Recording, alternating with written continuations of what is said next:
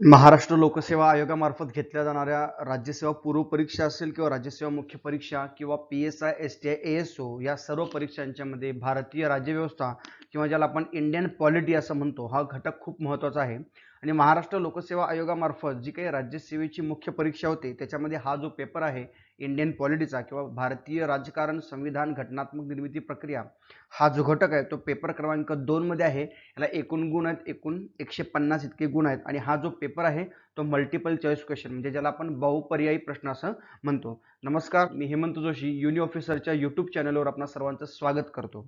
तर मित्र हो, आपण भारतीय राज्यव्यवस्थेचा अभ्यास करत असताना काही घटक महत्त्वाचे आहेत ते बघून घ्यायचे आहेत. म्हणजे जसं भारतीय प्रशासनाचा पाया कसा घातला गेला किंवा भारताची घटनात्मक चौकट कशा प्रकारे तयार झाली आणि त्या घटनात्मक चौकट तयार होण्याकरता कोणकोणते घटक कारणीभूत होते त्याची कारणमीमांसा आपण या व्हिडिओच्या माध्यमातून करायची आहे. तर भारतीय घटनेचा जो काही चौकटीचा पाया घातला गेला तो 1773चा रेग्युलेटिंग ऍक्ट म्हणजे कंपनी भारतात आली म्हणजे कंपनी म्हणजे ईस्ट इंडिया कंपनी भारतात आली, तिने इथं राज्य करायला चालू केलं. नंतर 1857ला काय म्हणतात त्याला की उठाव झाला. मग उठावाच्या पूर्वी काय कंडिशन होती किंवा किंबहुना आपण असं म्हणू 1773चा रेग्युलेटिंग ऍक्ट आपण पुस्तकात वाचतो की थेट लक्ष्मीकांतमध्ये दिलेला आहे की 1773चा रेग्युलेटिंग ऍक्ट असा आहे असं आहे, त्याच्या तरतुदी वगैरे दिलेल्या आहेत. पण रेग्युलेटिंग ऍक्ट आणण्याची गरज का निर्माण झाली किंवा रेग्युलेटिंग ऍक्ट आणण्यापूर्वी कंपनीचं भारतात प्रशासन कसं होतं किंवा कंपनीनं काय उच्छाद मांडला होता की जेणेकरून ब्रिटिश पार्लमेंटला कंपनीवर नियंत्रण प्रस्थापित करण्याकरता गरज भासू लागली किंवा सरकारमधल्या मंत्र्यांचं लक्ष गेलं कंपनीकडे की या कंपनीवर काहीतरी नियंत्रण असायला हवं. त्या घटकाच्या उद्देशानं हा रेग्युलेटिंग ऍक्ट पारित केला. मग त्या रेग्युलेटिंग ऍक्ट पारित होण्यापूर्वी काय काय घटक महत्त्वाचे आहेत ते आपण चर्चा करायचे आहेत. तर सर्वात प्रथम लक्षात घ्या की भारतीय राज्यघटनेचा जो काही पाया आहे तो ऐतिहासिक पार्श्वभूमी हा समजून घ्यायचा आहे. त्याच्यामध्ये कंपनीची राजवट किंवा ज्याला आपण कंपनी रूल म्हणतो जो 1857 पर्यंत होता आणि 1857 ते 1947 म्हणजे भारत स्वतंत्र होईपर्यंत राजाची राजवट किंवा त्याला राजसत्ता किंवा आपण इंग्लिशमध्ये त्याला म्हणून क्राऊन रूल म्हणजे थेट राजसत्तेकडनं नियंत्रण जे चालवलं गेलं ते 1857 नंतर. हे असे घटनात्मक दृष्ट्या दोन भाग पडतात, लक्षात ठेवा. ओके, त्याच्यामुळे आपण पहिल्यांदा कंपनीची राजवट बघून घेऊ किंवा कंपनीची राजवट बघण्याआधी 1773चा रेग्युलेटिंग ऍक्ट बघायचा आहे. ऍक्टच्या पूर्वी काय घटक कारणीभूत ठरले किंवा ऍक्ट येण्याकरता काय घटक कारणीभूत ठरले याची आपण पहिल्यांदा चर्चा करू. तर आपण प्रश्नोत्तराच्या माध्यमातून हा पॉइंट बघून टाकू आपण की प्रश्न आहे की ब्रिटिश भारतात येण्यामागची पार्श्वभूमी काय होती. की ब्रिटिश भारतात असेच आलेले नाहीत, लक्षात ठेवा. की जो कॉन्स्टँटिनोपलचा पाडावा असेल मग तो खुशकीचा मार्ग बंद झाला, मग सुरू झाल्या त्या जगसफरी म्हणजे केप ऑफ गुड होपला वळसा घालून जो जावं लागायचं त्या सगळ्या जगसफरी चालू झाल्या. त्या जगसफरीचा भाग म्हणजे व्यापार होता. मग व्यापारामध्ये काय महत्वाचे घटक होते ते आपण त्याची चर्चा करू. तर झालं असं होतं की राल्फ पिच नावाचा एक ब्रिटिश होता की 1591 मध्ये त्यानं भारत आणि ब्रह्मदेशचा दौरा केला होता. भारत आणि ब्रह्मदेश म्हणजे आत्ताचा म्यानमार याचा दौरा केला होता. आणि त्यानं तिकडं गेल्यानंतर म्हणजे परत लंडनला गेला, तो अभ्यास दौरा करून लंडनला गेला आणि लंडनला गेल्यानंतर त्यानं पूर्वेकडचे देश म्हणजे ब्रिटनच्या पूर्वेला आपण आहोत म्हणजे पूर्वेकडचे देश किती समृद्ध आहेत याचं त्यानं रसभरीत वर्णन केलं. मग रसभरीत वर्णन केल्यानंतर ऑब्व्हियसली ब्रिटिश एक व्यापारी होते आणि व्यापाऱ्यांना काय म्हणतात की आयतं कोलीत मिळाल्यासारखं होतं. त्याच्यामुळे काय झालं की 1599 या सालामध्ये की साहसी व्यापारी म्हणजे ब्रेव्ह ट्रेडर्स नावाच्या व्यापारी गटानं ईस्ट इंडिया कंपनीची स्थापना केली. म्हणजे ईस्ट इंडिया कंपनीची स्थापना होण्यामागचं महत्त्वाचं कारण काय की कोणाचा दौरा, तर या राल्फ पिच नावाच्या व्यक्तीचा दौरा कारणीभूत ठरला आणि 1599 मध्ये ब्रिटिश ईस्ट इंडिया कंपनीची स्थापना झाली. त्याच्यानंतर 1600 मध्ये काय झालं की तत्कालीन राणी एलिझाबेथ होती, तिने काय केलं की कंपनीला पूर्वेकडील व्यापाराची सनद दिली. म्हणजे चार्टर, ट्रेड चार्टर दिला आणि सनदेसोबत काय केलं की काही वैयक्तिक अधिकार देखील प्रदान केले कंपनीला. मग त्या वैयक्तिक अधिकारामध्ये कोणकोणते घटक आहेत की जसं युद्ध पुकारणे म्हणजे स्थानिक सत्ताधीशांची युद्ध पुकारणे, शांतता प्रस्थापित करणे, व्यापारी ऑब्व्हियसली त्यांना या सनदेमार्फत काय मिळालं होतं की व्यापारी एकाधिकार मिळाला होता आणि त्या व्यापारी एकाधिकारावर जर कोणी घाला घालण्याचा प्रयत्न केला त्याला प्रतिकार करण्याचा देखील काय केला होता या सनदेनं अधिकार दिला होता. आणि सगळ्यात सायलेंटली महत्त्वाचं लक्षात ठेवा की या सनदेनं कंपनीला कायदे करण्याचा देखील अधिकार दिला होता, की जो नंतर जाऊन पुढं कंपनी एक प्रशासनिक संस्था झाली त्यावेळी हा तो अधिकार त्यांचा महत्त्वाचा आहे. त्याच्यामुळं युद्ध पुकारणे, शांतता प्रस्थापित करणे, व्यापारी एकाधिकारावर घाला घालण्याचा प्रयत्न केल्यास प्रतिकार करणे, कायदे करणे यासारखे अधिकार कंपनीला इसवी सन 1600च्या राणी एलिझाबेथनं जी काही व्यापारी सनद दिली होती त्या व्यापारी सनदेच्या माध्यमातून हे अधिकार देखील त्यांना प्राप्त झाले होते. तर मग पहिला हे समजून घेतलं आपण की ब्रिटिश भारत कंपनीची काय पार्श्वभूमी होती. मग कंपनीचा भारतात विस्तार कसा झाला, तर पहिलं लक्षात ठेवा की कंपनीचा पहिला प्रवास पहिला जो प्रवास झाला तो थेट काय असा भारतामध्ये झालेला नाही. कंपनी पहिल्यांदा इसवी सन 1601ला कुठे गेली होती, इंडोनेशिया, की जिथं कोण होते, डच प्रभावी होते. पण कंपनीचा तिथं काय प्रभाव टिकला नाही. मग ते परत भारतात आले आणि 1608 साली कंपनीनं आपली पहिली वखार, वखार म्हणजे काय, ट्रेड फॅक्टरी असं आपण त्याला म्हणतो, कुठं का टाकली, सुरत. सुरत कुठं आहे, तर पश्चिम किनाऱ्यावर सुरत या ठिकाणी पहिली वखार त्यांनी टाकली. ओके. मग काही नावं आहेत लक्षात ठेवा. Captain Hawkins. कॅप्टन हॉकिन्स एक ब्रिटिश होता. त्या ज्यावेळी 1608चा कालखंड होता भारतामध्ये मुघल डायनेस्टी होती, मुघल होते आणि तत्कालीन बादशाह होता जहांगीर. तर काय केलं होतं की कॅप्टन हॉकिन्सला जहांगीराकडनं व्यापारी सवलती मिळवण्याच्या उद्देशानं इंग्रजांनी दरबारात पाठवलं होतं. पण पोर्तुगीजांनी काय केलं होतं की आधीच बादशाहचे कान भरून ठेवले होते. त्यामुळे पोर्तुगीजांच्या कारस्थानामुळे काय झालं की हॉकिन्सला त्या दरबारातनं काय झालं, हाकलून लावलं गेलं. पण नंतरच्या कालखंडामध्ये दोन घटना अशा पॅरलल घडल्या की जे ब्रिटिशांना भारतामध्ये एस्टॅब्लिश होण्याकरता थोडंसं का विना एक बूस्ट मिळाला होता. साल होतं 1612 आणि 1615. 1612 आणि 1615 या दोन वेळी काय झालं, सुरतेजवळचं स्वाली नावाचं ठिकाण आहे समुद्रातलं, या ठिकाणी काय झालं की ब्रिटिशांनी पोर्तुगीज नौदलाचा पराभव केला. पोर्तुगीज नौदलाचा पराभव केला म्हणजे काय की पोर्तुगीज नेव्हीचा ब्रिटिशांनी पराभव केला. आणि ही जी बाब आहे ती जहांगीरला वाटलं की या दोघांचा फायदा घेऊन आपण काय करू शकतो की भारतीय उद्योजकांना किंवा भारतीय व्यापाऱ्यांना याचा फायदा होऊ शकेल. या अनुषंगानं कंपनीला काय केलं की त्यानं ब्रिटिशांना भारताच्या पश्चिम किनाऱ्यावर अनेक ठिकाणी वखारी स्थापण्याची परवानगी दिली. म्हणजे जे फक्त सुरुवातीला सुरत या ठिकाणी मिळालं होतं ते नंतर काय झालं, पश्चिम किनाऱ्यावर पूर्णपणे काय झालं. लक्षात सिक्वेन्स कसा आहे लक्षात ठेवा की पहिल्यांदा सुरतेची परवानगी मिळाली, नंतर स्वाली या ठिकाणी दोघांचं युद्ध झालं, त्या युद्धातनं कोणाला परवानगी मिळाली, परत ब्रिटिशांना भारताच्या पश्चिम किनाऱ्यावर की जो मलबार कोस्ट म्हणून ओळखला जातो त्या मलबार कोस्टवर कुठंही वकार स्थापन करण्याची परवानगी झाली. म्हणजे इथूनच एक प्रकारे कंपनीच्या विस्ताराचा कालखंड आहे.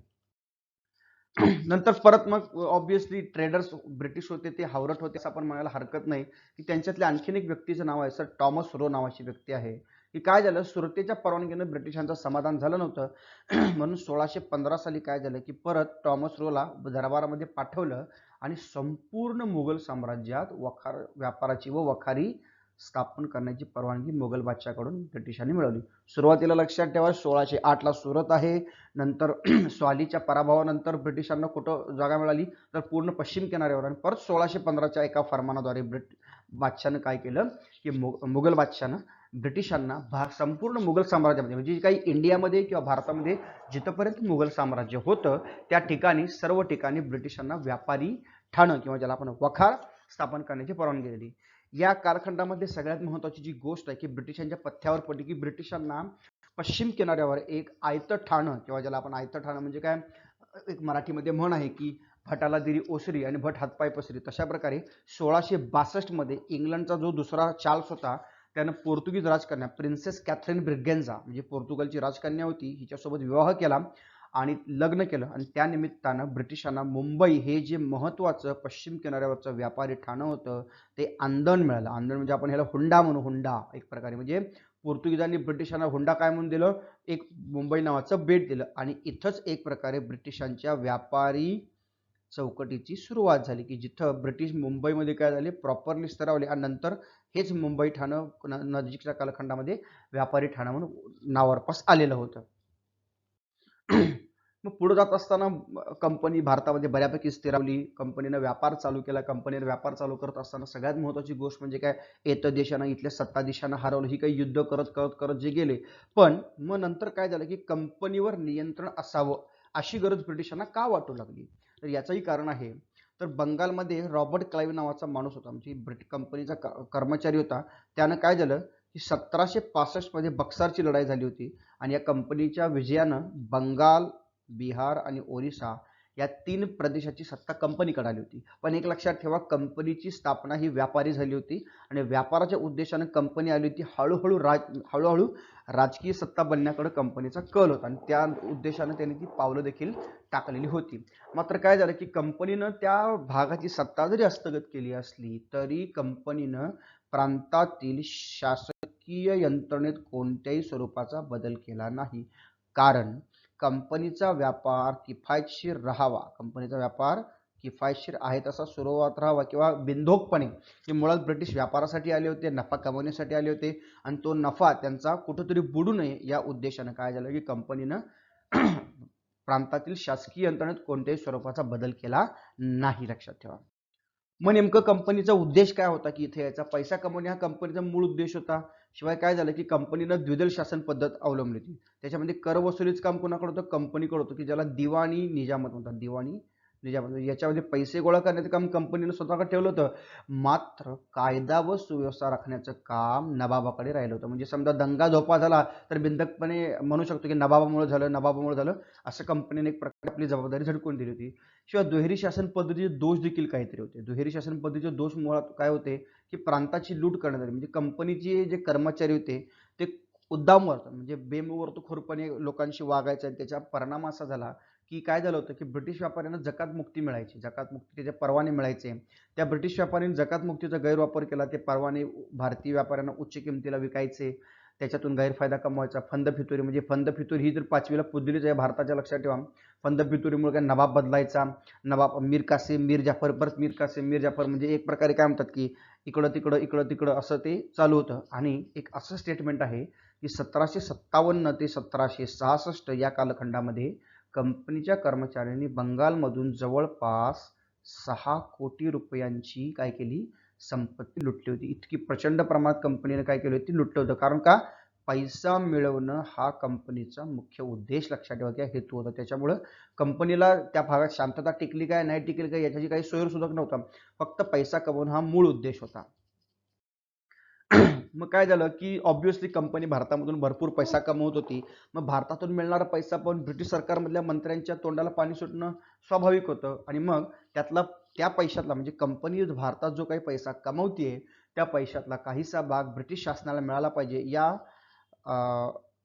पाहिजे आणि त्याच्यातून इंग्लंडचं काय करता येईल? राष्ट्रीय कर्ज म्हणजे भारताच्या व्यापाराच्या आधारे राष्ट्रीय कर्ज फेडता येईल हा एक मतप्रवाह बनला. आणि ॲडम स्मिथ सारखे जे काही विचारवंत होते भांडवलवादी विचारसरणीचे ते तर बिनधास्तपणे म्हणू लागले होते की आता कंपनीला काहीतरी वचक बसवला पाहिजे. आणि त्याच कालखंडामध्ये ब्रिटिश सरकारला कंपनी म्हणजे सर्व अधिकार म्हणजे भारतातले कंपनीचे सर्व अधिकार चालू ठेवण्याच्या मोबदल्यात कंपनीनं ब्रिटिश सरकारला म्हणजे भारतामध्ये कंपनी काम करते, भारतातले अधिकार जर चालू ठेवायचे असतील तर कंपनीनं ब्रिटिशांना 40,000 पाऊंड सालिना रक्कम द्यायला पाहिजे. असा ऍक्ट कधी करण्यात आला? 1767 मध्ये कंपनीनं ब्रिटिश सरकारला 40,000 पाऊंड इतकी रक्कम सालिना म्हणजे वर्षाला द्यायला पाहिजे अशी एक तरतूद 1767च्या कायद्यानं करण्यात आली.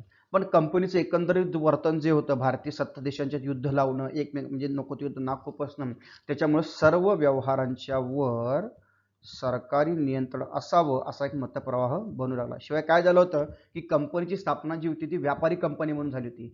पण काय झालं होतं की ब्रिटिशांनी म्हणजे कंपनीने तिथं जाऊन काय झालं, बक्सारची लढाई जी बक्सार प्लासी या युद्धातनं काय केलं होतं की विशिष्ट प्रदेश आपल्या हाताखाली आणला होता. ओके. पण तत्कालीन जो इंग्लिश कायदा होता म्हणजे ब्रिटिश जो कायदा होता त्यानुसार कोणीही ब्रिटिश नागरिक जो असेल तर परदेशात जमीन धारण करायची असेल तर त्याला ती फक्त ब्रिटिश राजसत्तेच्या नावानेच धारण करता येत असे. लक्षात ठेवा, या कालखंडात कंपनीकडे 15,000 चौरस मीटरचा प्रदेश होता की जो इंग्लंडच्या क्षेत्रफळापेक्षा देखील जास्त होता. म्हणजे कंपनी देशात राहून साम्राज्य अंतर्गत साम्राज्य, स्टेट बिटवीन स्टेट अशी एक स्ट्रॅटेजी ती राबवत होती. त्याच्यामुळं कंपनीवर काहीसं नियंत्रण असावं असा एक मतप्रवाह बनू लागलेला होता. मग कंपनीच्या शासनाखाली इलाके कोणकोणते होते? कोणकोणते होते तर बंगाल असेल, मद्रास असेल आणि मुंबई असेल हे 3 इलाके तत्कालीन परिस्थितीमध्ये कंपनीच्या शासनाखाली होते. आणि कंपनी या इलाक्यांच्या मध्ये काय करत होतं की प्रत्येक इलाक्यावर एक गव्हर्नर असायचा. तो गव्हर्नर त्याच्या नेतृत्वाखाली काय करता त्या इलाक्यांचं प्रशासन चालवायचं. लक्षात ठेवा, त्या गव्हर्नरच्या नेतृत्वाखाली प्रशासन चालायचं. मग त्यांना अधिकार कोणकोणते होते? युद्ध पुकारणे इत्यादी बाबी त्या इलाक्याचे सरकार करेल. त्यातच प्रॉब्लेम असा झाला होता की कंपनीवर नियंत्रण असावं अशी एक बाब महत्त्वाची का होती. 1700 काय झालं होतं की कंपनी काय करायची, भारतीय सत्ताधीशांच्या विरोधात युद्ध पुकारायची. मग त्यात प्रॉब्लेम असा झाला होता की प्रत्येक युद्धात कंपनी जिंकेल असा काही भाग नव्हता. 1769चं हैदर अली विरुद्ध इंग्रज युद्ध असेल किंवा इंग्रज विरुद्ध मराठा युद्ध असेल, यामध्ये कंपनीचा चांगलाच पराभव झाला होता आणि त्या पराभवामुळं पार्लमेंट आणि ब्रिटिशांना जोराचा धक्का बसला होता आणि त्याच्यामुळं कंपनीवर नियंत्रण असावं अशी एक प्रकारे बाब अधोरेखित होत होते आणि त्याच अनुषंगानं कंपनीवर नियंत्रण प्रस्थापित करायला पाहिजे असा जो मतप्रवाह होता तो अधिकाधिक घट्ट बनू लागलेला होता. म्हणजे याच्यामुळे काय झालं की ह्या सगळ्या घटनांच्यामुळं कंपनीच्या तीनही इलाके म्हणजे मुंबई, बंगाल आणि मद्रास शासन एका केंद्रीय प्रशासनाखाली म्हणजे सेंट्रल ॲडमिनिस्ट्रेशन असावं असं गरज भासू लागली आणि शिस्त लावण्याची गरज निर्माण झाली. ओके. आणि 1757 नंतर काय झालं की कंपनी व्यापारी स्वरूपाची न राहता ती एक राजकीय सत्ता बनली. राजकीय सत्ता म्हणजे कशा प्रकारे युद्ध पुकारायची, जमीन बळकवायची, जमीन हस्तगत करायची, प्रदेश हस्तगत करायचे. त्याच्यामुळे कंपनी एक प्रकारे काय झाली होती की राजकीय सत्ता बनलेली होती आणि भारतात कंपनी एक राजकीय सत्ता बनल्याने उद्भवलेल्या समस्यावर तोडगा म्हणून 1773 मध्ये रेग्युलेटिंग ऍक्ट पारित काय झालं कंपनीनं ब्रिटिश पार्लमेंटने काय केलं की रेग्युलेटिंग ऍक्ट मंजूर केला आणि थोडक्यात काय कंपनीच्या भारतातील शासनावर म्हणजे कंपनी भारतामध्ये काही राज्य करायची त्या शासनावर व नीतीवर हा शब्द महत्त्वाचा आहे बरं का. नीतीवर म्हणजे काय कंपनी बेमुदतखोरपणे जे वागत होती त्याच्यावर नियंत्रण प्रस्थापित व्हावं या अनुषंगानं पार्लमेंटचं नियंत्रण प्रस्थापित व्हावं अशी तरतूद या ऍक्टनं केलेली होती. आणि सगळ्यात महत्त्वाचा आपल्यासाठी पॉईंट आहे तो म्हणजे काय भारतीय राज्यघटनेच्या आणि राज्यव्यवस्थेच्या विविध वैशिष्ट्ये म्हणजे जे काही प्रेसिडेन्शियल रूल किंवा नंतर आपण बघत राहणार आहोत की जी भारतामध्ये सध्या राज्यव्यवस्था आहे किंवा जी राज्यघटनेचा जो राज्यव्यवस्थेचा जो बेसिक पाया आहे त्याचं मूळ कशात आहे तर ते एक प्रकारे ब्रिटिश राजवटीत आहे. आणि ब्रिटिश राजवटीतील संरचनेच्या आणि कार्याच्या चौकटीचा पाया जो काही घातला कायदेशीर चौकटीचा पाया घटनेचा जो घातला गेला आहे तो या ब्रिटिश राजवटीतून घातला गेलेला आहे. त्याच्यामुळं हा जो पार्ट आहे तो रेग्युलेटिंग ऍक्ट पारित होण्याकरताची सगळी जी पार्श्वभूमी आहे ती ह्याच्यामध्ये नमूद केलेली आहे. तर इथून पुढचे युनि ऑफिसरचे व्हिडिओ मिळवण्याकरता युनि ऑफिसरचं यूट्यूब चॅनल सबस्क्राईब करा, त्याच्यासमोरचा बेल आयकॉन बटन दाबा आणि इथून पुढचे व्हिडिओ मिळवत राहा. धन्यवाद.